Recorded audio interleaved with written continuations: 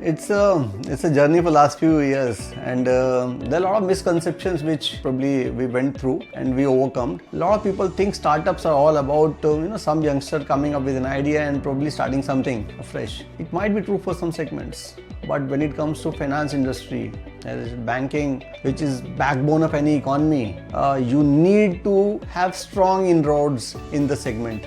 So as a startup, fintech startup, you need to be very sure what does the regulator wants, how does government policies impact this segment, how should a customer experience be, where is it today and where do you want to take it eventually. So that's concept part of it.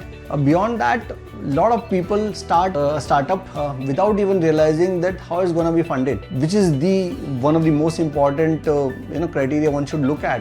One has to be very, very sure you want to start it as a bootstrap or you want to be funded from day one. At what stage you want to get probably a VC, at what stage you want to get probably a fund house. Should you look at a family office or should you want to just stay on a VC kind of model? A lot of times founders don't give these concepts or thoughts fair listening before moving ahead. It's during the journey that they start realizing that now they're stuck somewhere and they're not sure how to move further. So if you want to build a startup, especially fintech, smoothly, while you concept wise you have to be absolutely clear, you need to be very sure how will the revenue ramp up, how will the profitability eventually come, what are the kind of financial partners you want to look at, which means someone who is going to be funding this journey.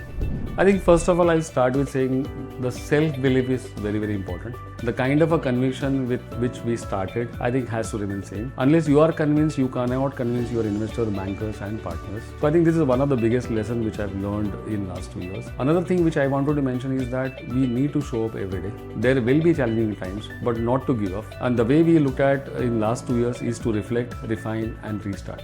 Patience, perseverance, meeting customers at ground, so that we can make a viable product for the customer and not what we think our AC rooms, and build a product for the customer.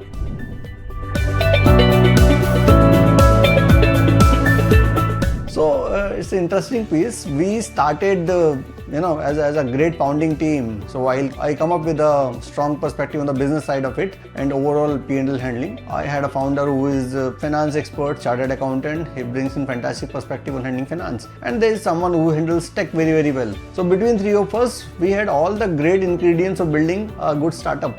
Maybe something which was missing was right perspective on our funding journey. We started as a bootstrap. Eventually, we decided to look at options at the right time, but we were not really sure who fits in at this stage in our kind of startup. So we explored VCs, we explored fund houses, we explored family offices, and then we zeroed down on something, but we ended up wasting some time in the process. If I get an opportunity to probably go back and restart something, I want to be very sure about the funding partner on day one and then start the journey.